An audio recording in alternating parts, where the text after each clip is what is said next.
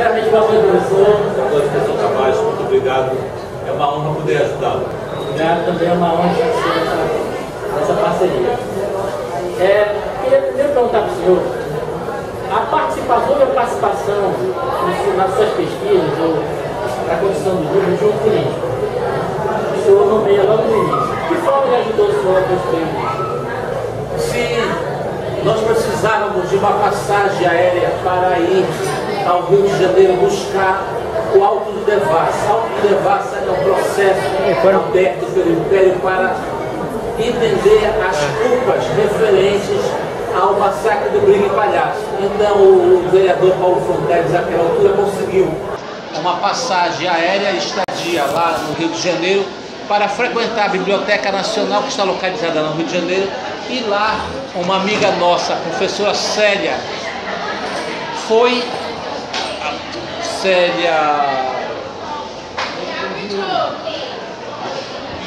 professora Célia, esqueci o sobrenome dela agora. Ela foi lá e conseguiu pegar a devassa e trouxe a relação dos 256 patriotas paraenses que foram assassinados no interior do navio Briga e Palhaço. Foi essa a participação dele.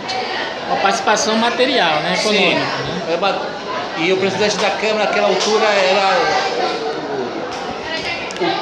era o neto do pintor que fez o massacre do Briga e Palhaço, Romeu Maris, que é esse Cunha que está se candidatando de novo a vereador. Tem um Cunha ainda, não me lembro mais, também já vai fazer mais de 12, 13 anos isso, não lembro mais. Certo. Mas é o Romeu Maris, o pintor sobre o Briga e Palhaço, que tem a quadro lá, e o neto dele foi que arranjou a passagem, o vereador Cunha, não lembro o nome. Perfeito. Avançando no seu livro lá, o senhor coloca no início um contexto sobre Belém, um contexto social, né, demográfico, né? Ali uma coisa me chamou a atenção.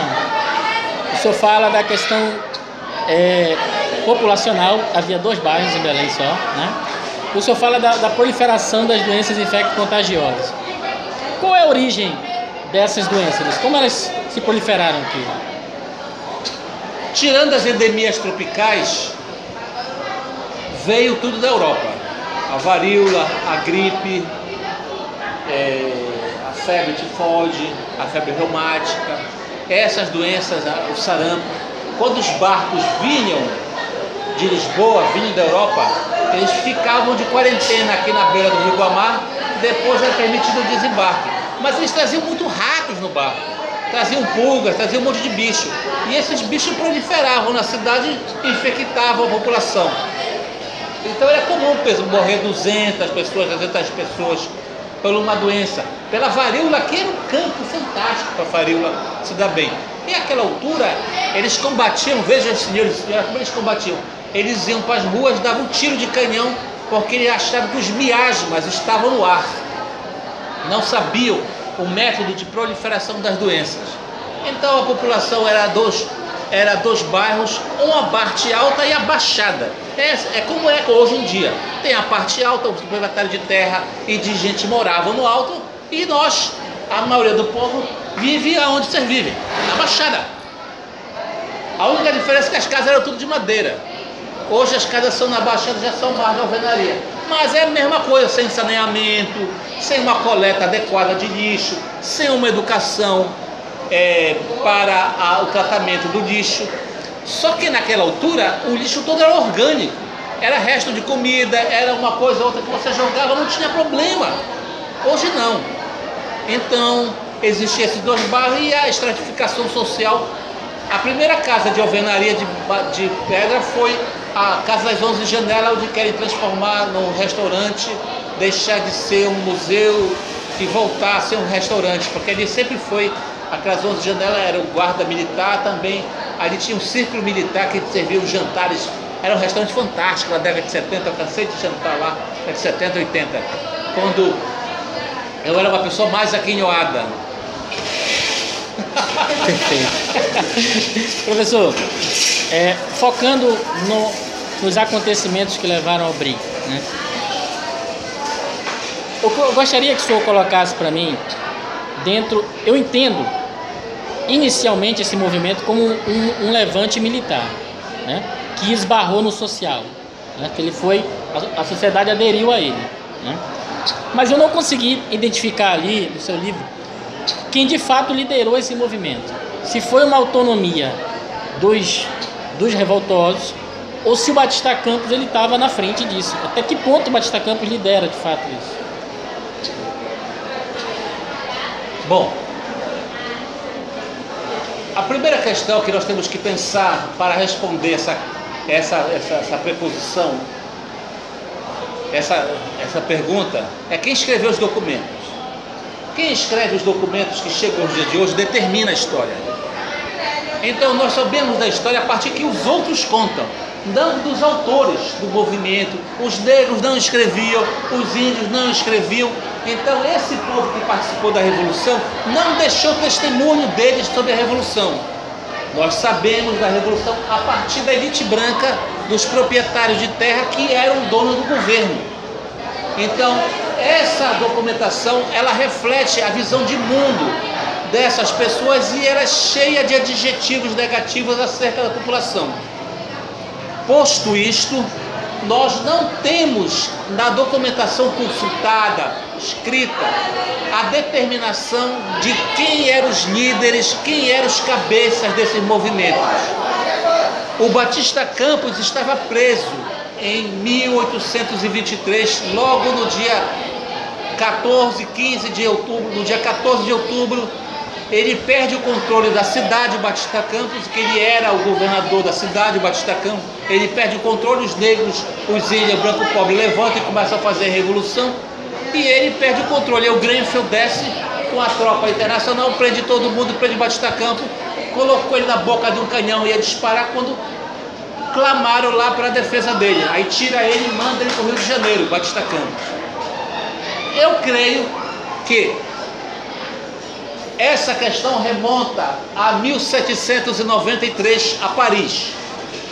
Em 1793 em Paris, a Revolução Comunista de Graco Babeuf e de François Babeuf, a República dos Iguais. Essa revolução é derrotada por Napoleão e todos esses revolucionários comunistas são mandados aqui para Caiena. Caiena é aqui do lado. Então, em 1808, o exército paraense toma Caiena, pois Napoleão invade Portugal e Portugal invade Caiena.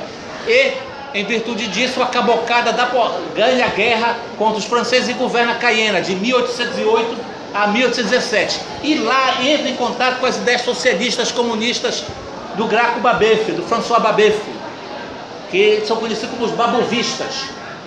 E é essa ideia de revolução, a igualdade do negro, a divisão da propriedade, a divisão da terra é que vai ser o cimento desse levante de 1823 e da cabanagem em 1835. Então, a meu ver, é essa a questão. Primeiro, quem escreve o documento determina. É aquela história, quem paga a banda escolhe a música. E em virtude disso, Batista Campos estava fora do controle, tinha perdido o controle da cidade para esse revolucionário. O dia que você tiver oportunidade, você vai comigo lá que ele mostra esses documentos, se eu ler e veja por esses olhos que eu estou me mostrando. Perfeito. Antes de acontecer esse levante, havia a proliferação dessas ideias que você está colocando de origem de Caína, né? Há alguma importância prévia a esse levante do jornal Paraense? Não, o Paraense tinha acabado de funcionar. Primeiro porque ninguém lia, eram poucos os leitores. Esses jornais, o Paraense era colocado nas portas, nas ruas, só o letrado pegava e lia para o outro. Era assim que funcionava a leitura. Então era muito texto, então o cara ficava lendo nos bares, nas biroscas. O Patrones já tinha sido expulso do Pará, ele vai... Não, minto, vamos voltar aí. O Patrone é em 1820. É isso mesmo. Patrone ajuda no movimento, mas ele vai embora para Lisboa porque ele foi eleito deputado representante do Pará às cortes que estavam reunidas em Lisboa. Aí ele vai para lá e deixa o paraense na mão do Batista Campos. Só que Batista Campos assume o governo paraense para. Aí o governo português toma o controle e constrói um jornal em cima da tipografia do paraense como Luso Paraense. Sai um outro jornal, o Luso Paraense. É essa a questão referente a Batista Campos. Tem a participação dele, mas você veja bem que Batista Campos era escravocrata. Ele tinha escravos. Então ele nunca podia ir à frente e propor o fim da escravidão, como os negros propuseram o fim da escravidão. A questão fundamental é: a sociedade era uma sociedade escravocrata. Se vivia do trabalho dos negros e dos índios. Os índios eram conhecidos como negros da terra. Mandavam os negros, os índios, a recolher as drogas do sertão, e o negro ficava aonde tinha os cursos d'água para produzir cachaça, açúcar, arroz, que era exportado para Portugal. A nossa relação comercial sempre foi com Portugal, nunca foi com o Rio de Janeiro. Aí em 1821, 1823, nós entramos pelas portas do fundo para o Brasil. Adesão, né? Exato. Processo imposto, né? Perfeito. Eu queria entender melhor quem são esses militares do 2º Regimento.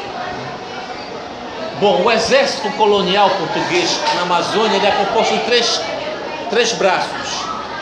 Primeira linha, segunda linha e terceira linha. A primeira linha era o exército profissional, que recebia salário. E era composto só por oficiais portugueses e algum outro oficial brasileiro. A segunda linha era composto por pessoas que eram recrutadas violentamente das ruas e com isso eram retiradas do processo produtivo. Lá tinham que largar suas famílias, largar as suas agriculturas, e com isso aumentava a fome, porque se tu tira um braço, se tu tira 1, 2, 3 homens da agricultura, aquela família quebra. Então a segunda linha eram pessoas que recebiam no final da semana uma renca de farinha e 2 tainhas. Esse era o pagamento dos caras que ficavam ali dentro do exército pela manhã. À tarde ele tinha que se virar, tinha que caçar, tinha que dar o jeito dele para comer. Mas ele só recebia ao final do mês uma quantidade de tainha e uma quantidade de farinha. E a terceira linha era aquelas pessoas que só eram engajadas quando tinham movimentos, quando tinham paradas militares. Eles ficavam mais tempo sem fazer nada. Então a segunda linha era esta forma e a primeira linha era o profissional. E essa segunda linha que vai fazer a liderança. Por quê? Porque eles estão obrigados a entrar no exército. Você não entrava no exército por livre vontade. Você era capturado na rua, era levado à força, levava porrada para poder se adestrar aos mecanismos de funcionamento da disciplina militar. A participação do Grenfell, né? Como é que você observa essa participação dele nesse fato? Aí remonta a adesão do Pará à independência do Brasil, porque Grenfell vem junto com o Lord Cochrane. O Lord Cochrane era um inglês que tinha lutado no Chile, pela libertação do Chile da Espanha. Então Dom Pedro contrata Lord Cochrane para fazer o mesmo trabalho de expulsar as tropas portuguesas do Brasil, para que Dom Pedro pudesse exercer o poder efetivo sobre o Brasil. E aí é criada uma marinha brasileira com um monte de navio vagabundo caindo aos pedaços, tudo vagabundo lá. Metade dos marinheiros eram portugueses, que quando teve batalha lá, os portugueses brasileiros resolveram que não vão lutar contra os portugueses. Até isso tinha. E tem um livro pela edição do Senado, os feitos de Lord Cochrane, que você compra pelo Senado, na biblioteca do Senado, que custa 20, 30 reais. Ele explica todas essas questões. Então Grenfell foi contratado pelo Lord Cochrane como seu imediato. Era um garoto de 23 anos que chega aqui em Belém com um navio com 60 marinheiros, tudo moleque, e dá um ultimato aos portugueses, dizendo que se não aderisse à independência do Brasil, ele bloquearia o porto de Salinas. Para você entrar no Rio Amazonas, você tem que vir por Salinas. E àquela altura só entrava quem conhecesse os práticos lá em Salinas, porque levava o barco do oceano para o Rio Amazonas. Todo mundo que hoje em dia tem que entrar no Rio Amazonas, ou vem para o Macapá, ou vem agora por aqui. E as naves brasileiras vinham pelo litoral brasileiro, vindo desde Bahia, Maranhão, Piauí, tirando os portugueses. Aí chegam, aplicam esse golpe. Não tinha esquadra nenhum, era um navio vagabundo só. Quando os portugueses descobrem isso, tentam matar Grenfell. Mas aí a turma do deixa disso para com isso, que já queria aderir ao Brasil, tira os portugueses recalcitrantes, mas tudo muda para permanecer do mesmo jeito. O que é que muda com a independência do Brasil para os negros e para os índios, para os brancos pobres e para as mulheres? Nada! Tudo muda para permanecer do mesmo jeito. Quem era negro continua levando porrada. Quem era índio continua sendo roubado. Quem era mulher continua sendo explorada pelo marido, assim por diante. Então a adesão do Pará não é essas Coca-Cola aí. Foi importante porque nós nos livramos de Portugal. E o papel do Grenfell foi esse. Veio e conseguiu a adesão do Pará à independência do Brasil. E vai fazer a porra do massacre do Briga e Palhaço. Grande canalha. Deus o tenha no inferno. Certo. A participação do povo, como é que se deu no movimento? Porque os militares começam e o povo faz a adesão, né? Aí no dia 15 e 16 eles estão lá no meio da turma, tomando as fazendas dos ingleses, entrando nas casas dos portugueses, matando esse povo, ficando com as riquezas deles, ficando com a riqueza que eram homens e mulheres. Homens e mulheres, era indistinto. Agora o problema, quem escreve história coloca os verbos que quer. Então, quando a gente escreve história, a gente apaga muita coisa e escreve só o que nos cabe. Puxa a sardinha para o nosso brasa. Então nós não sabemos muito porque essa história está mal contada. Falta ainda aí na Inglaterra e na França pegar, e na Espanha pegar essa documentação que eles escreveram sobre esse fato. E nunca se interessou, o governo nunca se interessou de ir lá, mandar historiadores, mandar pesquisadores. Mesmo nos Estados Unidos, que tinha representação consular aqui, na França, na Espanha, na Holanda, que tinha representação consular aqui, que eles registraram isso. Então é isto. Por que o senhor escolheu o título Rei Congo para o livro?